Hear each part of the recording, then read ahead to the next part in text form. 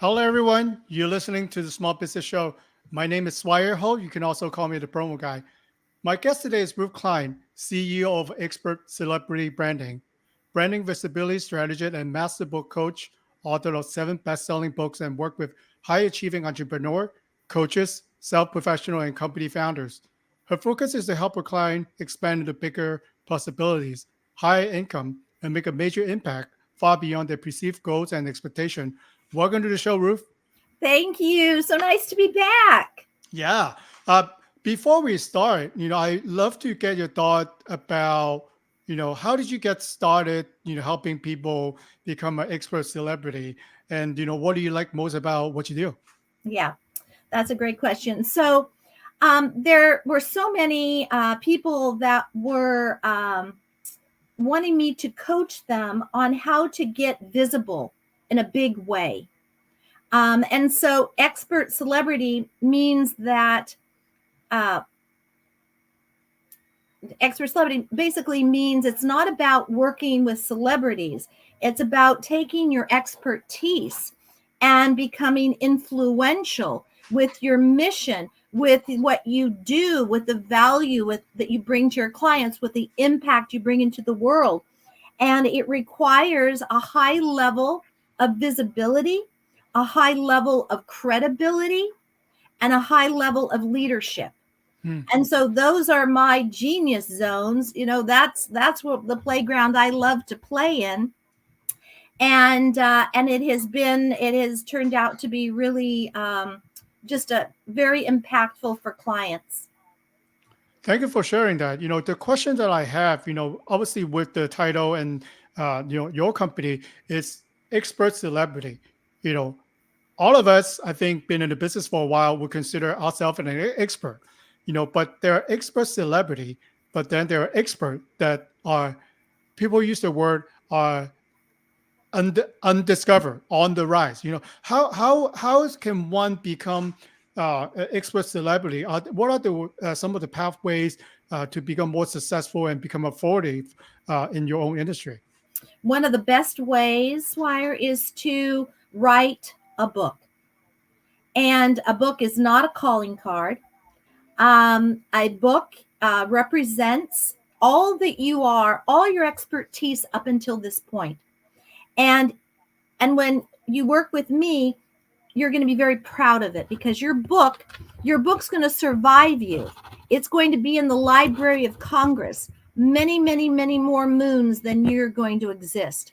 So you want to have a good book, and with that book brings a lot of visibility if you know how to market it, if you know how to utilize it in as an expert.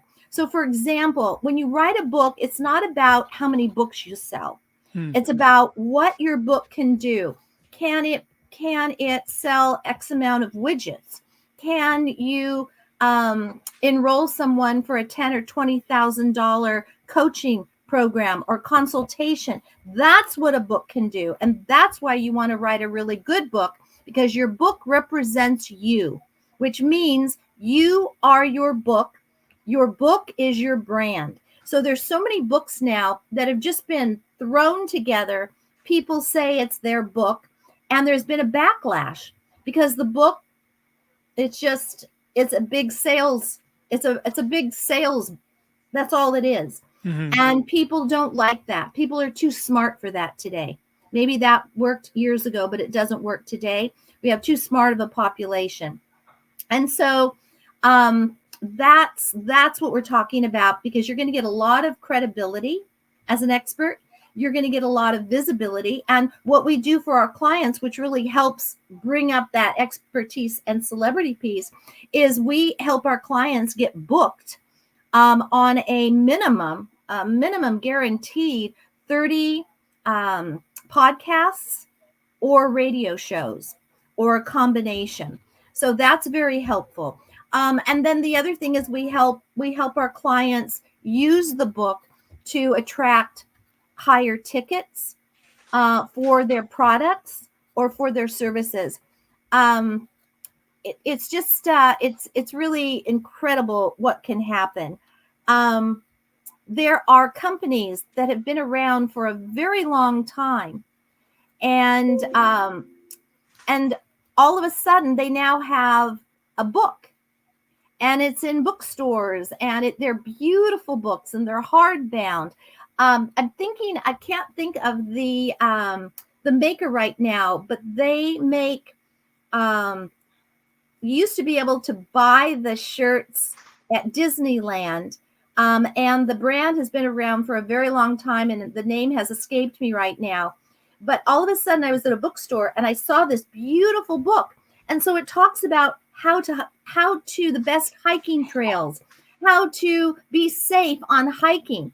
Brilliant, brilliant. They never really did that before, but you can see what they're trying to do is enter the marketplace with an old brand and bring it up to speed and let people know what they can now, which is like a corollary, which we call a brand extension. Mhm. So, and it's not about selling the number of books, although it's beautiful. It's for anyone who's a hiker or into that will buy the book. And then right there, the reminder is the title of that book, especially if they refer back to it back and forth, say, see the name of the brand. And then they think, okay, I'm going to get my shirts and my jackets there.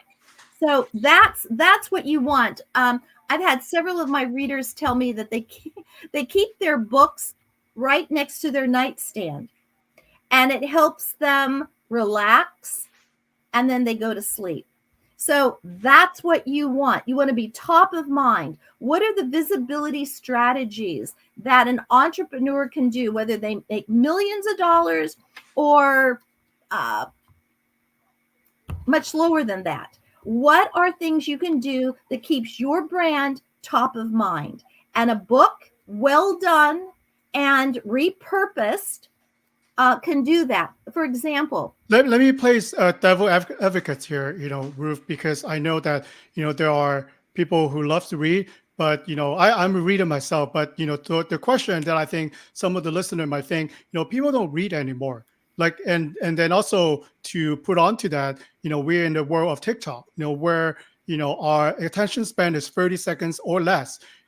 One might not pick up a book to learn about specific skills or things that they enjoy doing right now. What will be your take on that? Like, it's obviously there's a process for one, even at the expert level, right, to sit down to compile all the experience, to make it fun for people to read, and then to edit, and then to publish. Even if it is a ebook, right, you still have to do all the editing and things like that. How would that translate into the world that we live in right now, that we want our information and we judge on people on the influential based on the number of followers they have on social media? well, yes, that certainly is something that's out there. However, many people at even TikTok now has book talk. Why is that? People are buying books. People want that information. So, we get our clients on book talk. If not all the clients I work with do they write books, but I'm just saying the ones that they do. So Mhm. even TikTok knows that people are buying books, and they're working with experts. And also, let's say you have your followers, and you send them, and you hopefully get them off of social media. Well, you get them in. You first have them on social media, then you enroll them into your email list, because then they're yours. Facebook can't take them away. TikTok can't take them away. Instagram can't take them away. And then we send emails. And so the experts are the businesses, the entrepreneurs are doing their thing. And oh, by the way, there's a book, and they can give it away for free. They can give it away for a discount. They can, writing a good book, you basically have 6 months of social media. You don't even have to think about it. And then I also help people with Chat GPT to be able to use Chat GPT ethically, and help them with their marketing and some of the outline of a book. It's amazing what we can do now with Chat GPT, with AI. So I help my people with that as well. Yeah, I want to share experience. I have a friend who is in the hospitality consulting business, right? So she actually wrote a book herself. The way that she used to help her grow is now when she meet a CEO or manager of a hotel chain, she will use that book as a gift, right? Right. So then it already elevate her status to people, who are an expert who now have a book because everything is on writing. You better know what you are talking about, before you decide to write a book. So actually bring her the visibility. And now when she get invited to consult the hotel chain, on their manager meeting worldwide, every manager is given her book. Well, think about that. That's a good way to utilize, becoming a book author. Absolutely, and that is exactly right. So, again, there's so many different strategies, but what you just said is an excellent one. Let's say, for example, you get a company, and on the front of your book, it can say "provided by," and you can get a sponsor for it. And then you work for that company. They actually pay you to publish the book. They give it out to their 5,000 employees. You do consulting around it. Yeah, there's all kinds of things that you can do. The trick is to make sure that the book is well done. Mm. That's the most important thing. Otherwise, it backfires. Yeah, I like that. Also, Ruth, I've been reading your blog before to prepare for our conversation. You wrote about ways to introduce yourself online and offline.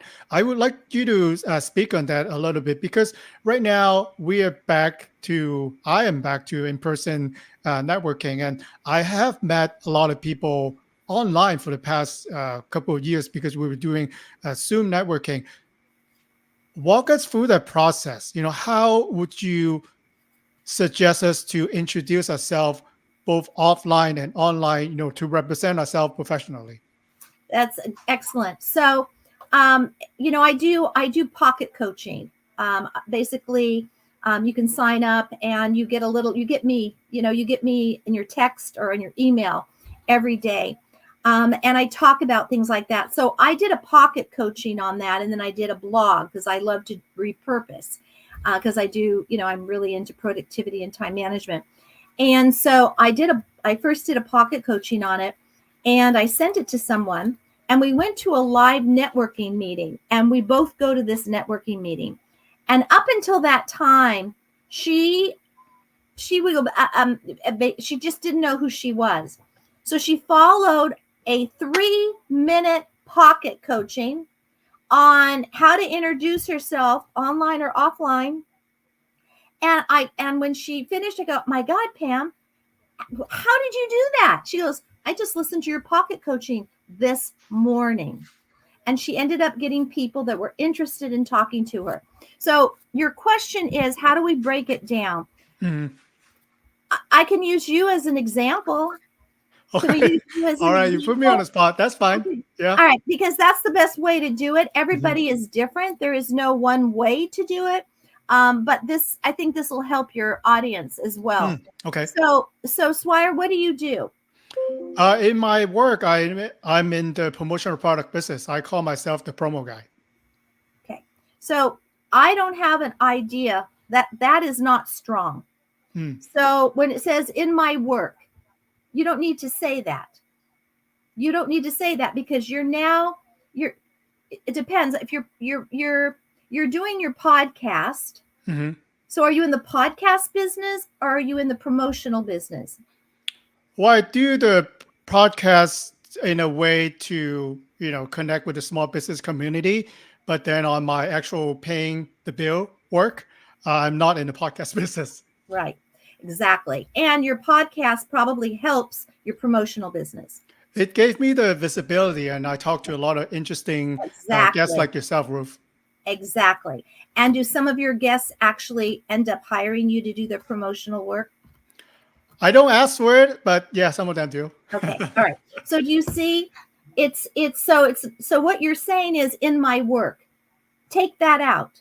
You are your promotional business. Hmm. One of the marketing strategies you use for visibility for your brand and for podcasts, for attracting clients, is your podcast. So Mhm. that so this is so perfect, Swire, because you're so perfect. And if we were to ask people that were listening, do you get this? They would all say yes, because everyone is that confused. Everyone does not know what business they're in. I help them identify the business they're in. That's number one. Number two, I help them with the messaging. Hmm. And the messaging, it's introducing yourself and letting people know the value you bring. The fact that you have promotional items, big deal. Not a big deal. There's no differentiator there. You're Mhm. no different than anybody else. So if that's the case and there's no differentiator, people are going to go with price. You don't want people to go with price. You want people to go with you. You want to go with your brand. Why? Because you give them value. So you first, say that, hi, my name is Swire Ho, and I work with boom, boom, boom, boom. And then you give them value, some of the results. And you do that in 1 minute or less, and that's it. And Hmm. then hopefully when you network, what you want to do is you want the other person to go, can I have your card? Almost always, when I'm in person at a networking, I'll share my hello for 60 seconds. And almost always before I sit down, people want my card. Hmm. Yeah, because that's what I noticed, in networking event. Either the person doesn't have a one-liner, or that person tell me in the next 15 minutes what they do. So you would say the a good way is to keep it under 60 seconds. Absolutely. And I'm going to tell you, if we were to count out 60 seconds now, it's a good amount of time. Yeah, it is. It's a good amount of time. But you've got to be very clear on your messaging. So, as a branding and marketing person and a writer, I'm able to help people focus in on their messaging. Do you think most people are clear with the messaging, or I know probably know the answer. They need help and guidance to get the message across. 100%. It is a rare bird, rare, that knows what business they're in. And number two, the messaging. So I went to a conference years ago, and it was a writers conference. Mhm. And the lead conference person said, "What business is everybody here in?" And people said, "We're writers." And I said, "No, we're into marketing." He goes, "Exactly. It's not about writing to write. It's about writing your book and marketing the concept, marketing the mission, marketing the idea, marketing your brand." Mhm. That's interesting. However, I talked to a number of people, and it seems like everyone had different ideas, and some of them still on the camp for not wanting to become an influencer. Their point of view is we are good at what we do. We do our good work, and people will come. Versus, there are people who might be at the time not as good as the really expert who've been doing it for, let's say, 30 years, but they're good at the messaging, they're good at the getting out to the people, and then they became the influencer and actually win more business to the expert. Like, how does that happen, and what would you advise the expert who have a lot of experience but don't care about the influencing Right. to kind of change course a little bit? So the entrepreneur who is really good at what they do, they don't care to be an influencer, um, needs a mindset reset. Hmm. It's a mindset. So you, in place of putting the word influencer, put leader. They're not the CEO of their company. To be the CEO of your company, most people are just working in their company. A true CEO has a vision and leads. And they have the mindset where you can call me a thought leader, you can call me an influencer, you can call me whatever you want to call me, But at the end of the day, if you people don't know what you do, you're not going to have the business no matter how good you are. So they need a mindset reset. Hmm. Yeah, like I would throw out there. Would you like to be a best kept secret, or you want to become the leader in your industry? So that's same thing. Different words, but you're still doing good work. But would you rather to help more people with the skills that you have? Absolutely. And it's interesting, for the longest time, years and years ago, I was the best kept secret. In fact, my clients told me, gosh, Ruth, you're like the best kept secret. And I felt really good. I thought, yeah, I am definitely the best kept secret. And then it occurred to me, I can't have a business that I want because I'm not out there. And it takes courage to reach out. It takes Mm. commitment and consistency. And that's what a CEO mindset knows and does. So that I have a lot of let's say. Mhm. I Sorry, was just Ruth, going to you say I have cut a out a lot of little bit. Say it again. I I was going to say I have a lot of psychology background. And Hmm. so I have a couple of master's degrees in clinical psychology and spiritual psychology. And of mindset is psychology. So much of entrepreneurship is psychology. So much of messaging is psychology. So much of selling is psychology. And so, that's the playground I play in. How would you advise one, let's say, entrepreneur or business professional working in a large organization, have made their work, right? They're getting noticed, they're getting promoted, or their business is getting bigger. So at what point do we need to change the mindset? Maybe for what we have done in the past, it works for us, right? Our mindset. But in order to go to the next level, like you said, we have to change our mindset, and make it different, right? Using the Apple slogan, like how do we know, like when do we need to change our mindset? Yeah, that's a great question. When you feel stuck, it's a mindset issue. When you want to go to the next level and you've tried everything, it's a mindset issue. Um, I've heard this recently and I love it. And that is, if there's something you really want and you have something else, that something else is a story, and that story is an excuse. Hmm. And what's necessary on that is a mindset shift.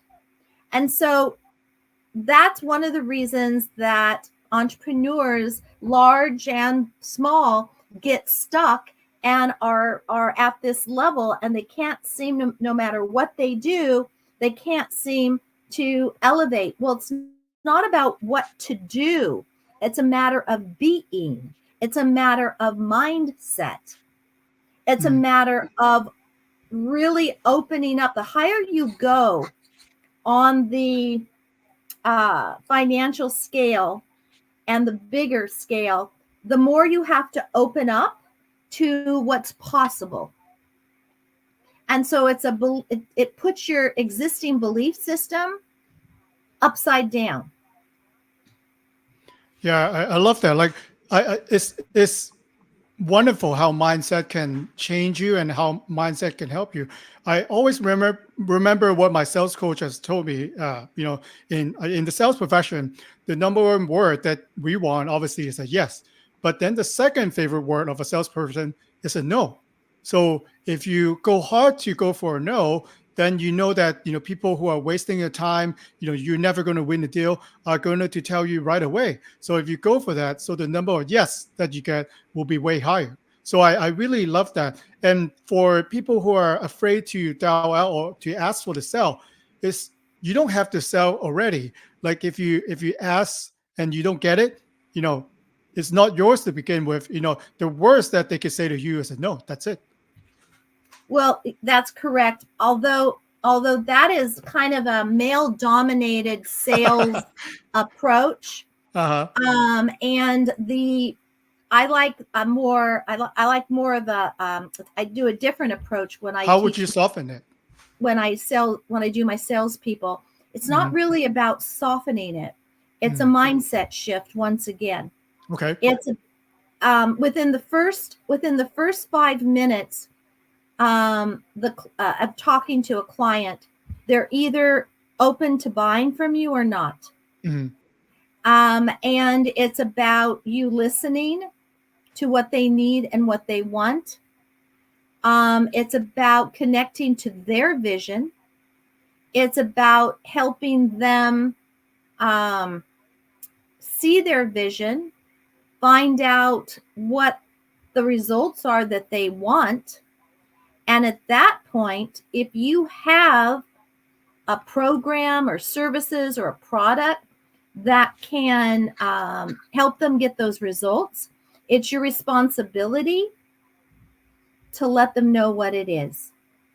And Hmm. if you're not able to, it's not in your lane, then it's your responsibility to provide another name of a person or company that can help them. Hmm. That's how I do sales. That's how I do sales personally. That's how I teach my sales. And my clients do very, very well with that, because men and women don't want the old, the icky sales, the hard drive, and it comes across, the attitude comes across, the energy comes across. You're there. You're there to be generous and to serve the person that you're talking to. That's it. Yeah, I love that, and that's how I think, in my opinion, you can stand out because people can choose to do with robots, e-commerce, not talk to a real person. Those are the people who already bought anyway. But if they choose to engage with a human being, right, to talk to live human being, they want the human experience, right? You don't want to treat them like another Right. number, like you saying, Ruth. Like, can you help them? If yes, if you can help them, go ahead and do it. But if you're not able to do it, then be courteous, right? To introduce or refer to a partner or friends that you have who might be able to better assist them. Absolutely. And that's how you build referral systems, that they refer business to you. You stay in your lane. And here's another one, and that is you're unattached to whether they go with you or not. You're there to be generous and to serve. And whether they go with you or not is not your concern. You're there to only be able to share with them what you can do for them to get the results that they want. Yeah. I work with clients with high tickets, so anywhere from 3,000, 4,000, 10,000, 20,000, and even in your promotional business, it does. You're going to want someone who wants to buy 20,000 pieces of something. That's Hmm. where the real deal is. Or you want them to buy 5,000 or 10,000 of something. Well, how do you get a small business? Let's say pens. I love pens with my business name and I brand it. How do you get someone like me to buy 2,000 pens being a small business? That's where the money is for you. That's where the high ticket is for you. And so and more, that's for a small business, but working with the corporate, that's a different story. So I'm just saying that that's the selling model that I teach my clients for high ticket items. Because if you're going to sell things for $97, you need a huge number of people to sell that to. And then you're wasting so much time and energy on, you know, having your followers and but what if my followers aren't buying it? So what do I do? And building the email and having funnels and putting in ads. And so the amount of time and money you spend when you can convert that with less time, more focus, more being in service with high ticket clients. Yeah, it makes perfect sense. I really enjoy our conversation, and Ruth, and thank you for coaching me and kind of broaden the horizon for the approach. Because in your case, I do believe I've been in the business long enough. I know that I had a conversation once with a prospect. She really appreciate what I do, but at the time, the company that she worked for are not able to use my service because I think the owner knows the other company's owner, whatever that the deal was. Mhm. But after a few years, she changed company. Yeah. And now she gave me a call out of the sudden. Like, I was impressed by my interaction with you. Now I get to choose who I can work That's with. awesome. You are See my that, pick. that That's the human touch. yes, it's awesome. That's awesome. And thank you for allowing me to work with you on that and be open for that. I remember meeting someone, well, now it's been 12 years ago, and it was at a conference, and he called me out of the clear blue after 10 years, and he was ready to market his book. Mhm. And he goes, Ruth, you're the only newsletter I've saved with all those people, and I knew I would work with you eventually. 10 years later, and this is why it's so important to be courageous and committed and persistent and vulnerable and be in integrity with your word and be in service. I have a client now who's been on my mailing list for years, and now she's a wonderful client. And all I can, so that's what we're talking about. You're in business for the long term. You're in business for the long term. You're the CEO of your business. I don't care if you just started your business, you're the CEO. So the mindset for a CEO is very different than the mindset of an employee, and it's very different than the mindset, oh, I opened a business. Mm-hmm. Ruth, I don't want to be selfish here. I think you answered all the questions that I have, strongly. What if listeners have questions who want to reach out to you? What will be a best way to reach out to you? And I know that you have a generous gift for us for all the listeners too. Can you talk about that? Sure. There is a training. It's a little training. You go to ruthklein.com/training.